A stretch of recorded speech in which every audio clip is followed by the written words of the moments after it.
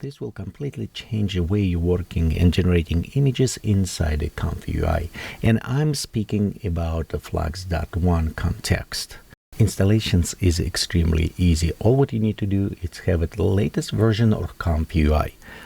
You can always go ahead and download it directly from ComfyUI. Just scroll down here where it says installations, and I'm using Windows Portable package. So I click on there and download it. Currently, latest is a 0.3.42. And so right there you can see there's our latest version that's supported. And if you have it at your ComfyUI, you always can go to help about ComfyUI and just verify on the top, see what versions in about you're actually using. You can also upgrade if you have an older version and you don't want to install clean new versions. You can go inside the ComfyUI manager and update from here. If you don't have a ComfyUI manager, you can go to the links. Again, all links and resources will be down below in descriptions, and download it from here and install by utilizing just simple git clone and put it in your custom nodes directory. If you have more questions how to do this, please watch my video about introduction to ComfyUI, where I went step by step about all of these procedures. After you install new version of ComfyUI or upgrade it, all of these nodes already will be natively inside this package, so you don't need to download it any custom nodes. All will be included. However, we do need to have it models. Technically, we will have it 4 minimum, but you can have it 5 different models. You can get those models directly from Hugging Face Black Forest. I will link it down below. Download it from here. But if you're using ComfyUI, it's much easier if you're going to ComfyUI doc. Again, check link inside here with the upgrade. And this is a specific links which optimize this model to work on ComfyUI. Best of all, this diffusion model that is using, it is quantized, so it's a little bit smaller and require less memory on your video card, so you can run on 16 gigabyte video RAM card very easy. Otherwise, if you need it, go back to the link that I specify. You can download it full models here and use them as well. You can notice as a model, diffusion model, we just downloaded by this link. You have it also via and clip text encoders, and simply you can place them in your ComfyUI models, diffusion model subfolders via and text encoder. So it's very straightforward. It's all what you need to do. The best part of this does support also remote drive. So if you have it extra folder, so you have it central area, you can always go ahead and modify in your YAML path, like right here, and you can place them on your other hard drive and reference inside. So it's fully supported, and it's actually what I have done. After this, you're all set and ready to go. How I said before, it's a very simple and fast installation. Well, workflows you can also pick up from this ComfyUI.org. If you scroll down, you'll notice right here we have these images. All what you need to do, just take, drag, and drop these images, this one and this one, for different workflow. Just to make it simple for you, so if you kind of worried about this, I will provide JSON files of workflows for you in the link in description, and you can download it easy from my Patreon sites or other things. They're all free, and just use it. Just a little bit more convenience for you. So after this, you drag and drop, and you can open. We will look on 2 different workflows. This workflow, what I'm showing right here, just slightly modified from original. I kind of remove some notes that don't need it, and also just add a few other notes from different workflow, which we'll look in a second. Just general make kind of more customizable to me. But general, all of these things, it's look almost exactly the same as on a demo workflow. So let's look what we have. We have it preload images. Notice right here we have 2 images we can preload. We'll cover in next workflow about 2 images. Let's just focus on one. Notice right here we can preload 1 image, and this is a beta called load from outputs, which is allowed us to automatically refresh. Well, we'll check in a second. Images. So after you render this image and you have an output, it's kind of loaded again here automatically, and you can do again another editing. This is very useful, and I was quite a bit look for the options in a way to even wrote my own notes to do this, but this is already natively built, so it's meaning you can do modify small portion of the image and so reload it and work on over and over on same image, which is great way to do. Ignore image stitching here. It's if you work with two as well as an image scale, it will apply to the first just to keep it in right size. Next from this we have our preload models, and this way we have it our clip models, context FP, the main model, diffusion model, and also via loaded, so our encoder. And this is how I say it's 4 models. It's what we preloaded. In some cases people may in the future will combine all in one model, but right now it's just one. Next we have it our encoding for the image, which come our the text encoder. Because it's a FLUX based, we have it only one text encoder. If you need negative, you need put it inside here. And right here we have it our reference late. It's what we're using with our image. Our FLUX guidance, which is we familiar if you ever work with FLUX, we have it our 2.4 and 2.5 FLUX, as well as conditioning 0 for negative. Our case sampler, in other workflow we'll kind of use it a little bit different, but here just basic case sampler. And we have it Euler and simple. This is sampler and schedule, so you can modify if you need it, same way as you do with a FLUX. So technically it is almost look like a normal FLUX model. What has become a very surprise, it's how it work.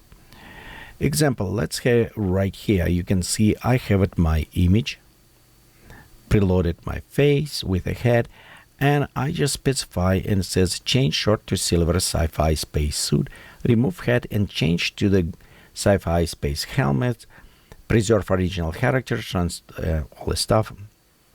So this one actually low poly. Let me remove this. I'll show you how it will work with low poly in a second. There you go. We'll just remove these things, and as a result you can see we have this image perfect. I mean background, everything. Well, let's put it different in this case. What for example if I want to have it same, I just says change background to snow forest, winter forest. Let's go winter forest. Interesting things about the text encode, I found it is required a little bit more of the work with a prompt. And to help a little bit with this, I will provide another link for you, same to the blog on ComfyUI.org, where they actually help you with some of the styles and a prompt you can see. And the reason is because if you compare, sometimes they will work and doesn't work, and it is actually explained very well what you should do and shouldn't. Okay, so let's see. There's our task is run, and you can see this is original image. And when I says just change background, so we don't isolate it, it did very great job by itself, isolated and put it in a winter forest. I mean, it's a perfect look on these edges right here, even on the beginning. It's a very, very impressive how it did not run any control net or separation extraction. It's all just in this model and that workflow. Okay, well, this is one way. Let's see how it can handle different options and styles. Well, here's one image, and as a photographer, sometimes you photo shoot, and I did this kind of selfie, and you can see it's a low contrast. Well, because the sun was going to the lens, and you don't necessarily need to modify, just have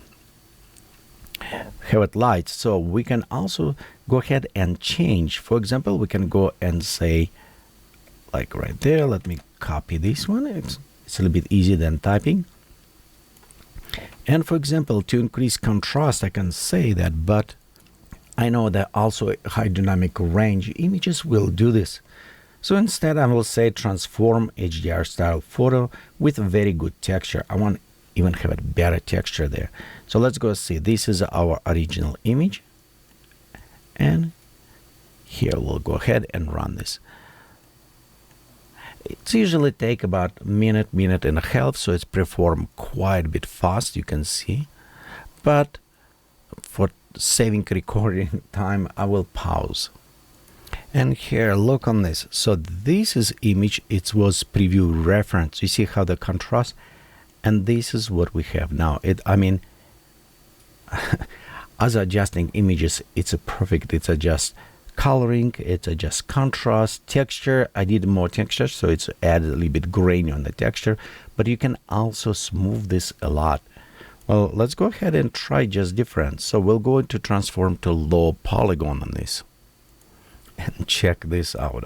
This is very impressive when it's taken this image and convert. And it's again, we don't have control net. It's actually in model kind of specify. So, but we don't need worry about all of this control net. What type setup, model, reference. It's work natively, very easy and extremely fast. But we can do even more than that. Let's check our another workflow. So recently we was on a trip with my wife in Capitol Reef where we took these images. And actually when I'm travel, I usually take with me my big heavy camera. And you know what? Usually it's needed very good protection. So I found a very interesting case for that. It's nice because I don't need check-in. It can store directly as carry-on. Very solid with metal corners, and it's not ugly looking. So check this case. This carry-on from level 8 was even better than we expected. The first great thing I noticed was that it uses 2 latches instead of a zipper, and both latches can be locked. The wheels spin freely in any direction, making it very easy to maneuver the suitcase. No matter what you're packing, it's going to be safe. The tough exterior is reinforced with metal at the corners and at the opening edges of the case. I loved that the zippered divider has 2 compartments, one for wet things, perfect for that last-minute dip in the pool or to protect sensitive electronics from everything else, and a side for dry things. I can fit an extra pair of shoes, my toiletries, and undergarments on one side, and the rest of my clothing on the other. But if Vladimir were to use this, it would be packed full of camera equipment on one side and a few clothes on the other. Here is where they get really clever.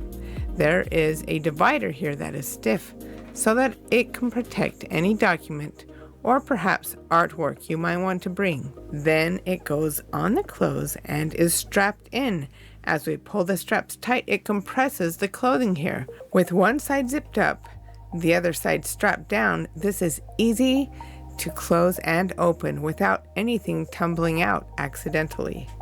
Our family likes to travel, and one of them got excited and demonstrates here that this is a great case for you to personalize. This carry-on, it's the 20-inch Hegent model, is going to last us for decades of traveling for business or pleasure. It is very nice, very solid case. I will drop link down below for you for those who interested in this type of the luggage when you travel. But point is this, I took with this camera, I took pictures, but if you notice, it just, my wife and I, and we separate, but we want to have an image together. When I saw the FLUX.1 Kontext, what it can do, my mind almost blew up how awesome it is. Well, let's look right here. We have 2 images. One is Amy, my wife, right here in a canyon, and here's me. It was super hot. I'm surprised we're still alive. It was very long, interesting travel, and you can see on our faces. But let's see what we have here. We are, as usual, we're loading our models. Yes, we have our 2 images we're preloading.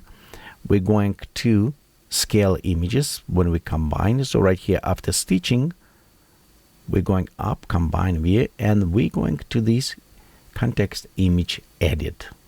This is actually a special node, and this node will install it with new version, so you don't need Word. And inside this node we can specify place both characters together in one scene where they are hugging. So I want to hug my wife. Let's go ahead, run this and see what's happening. As it's running, notice we don't have any control net. I don't specify pauses or anything. It's just simple words put it there. And here we have our image. Look on this. Even expression of the faces, it's keep it.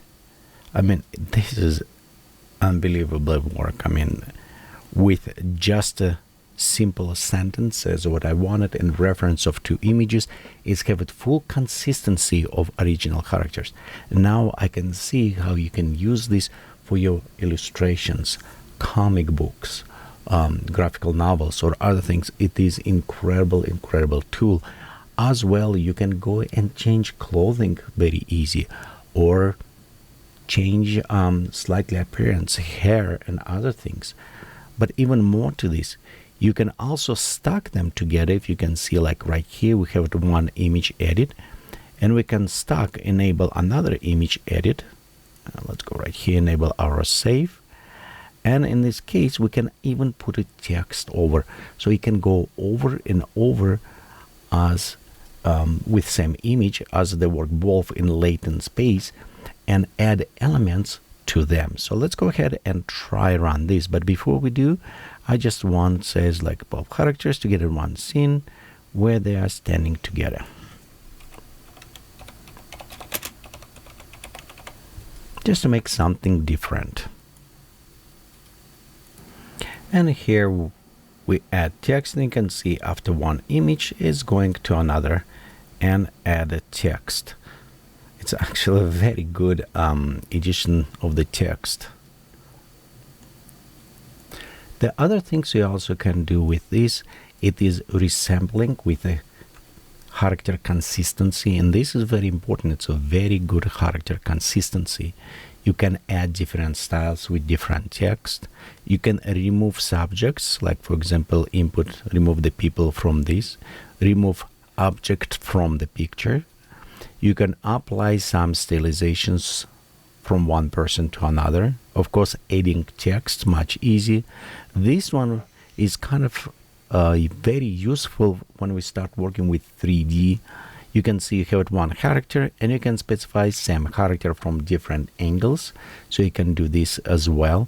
And this is all what you need to do is just in a prompt, like change same object to different views, and it will create for you reference. And the same, you have to maintain character consistency. It's when you load it.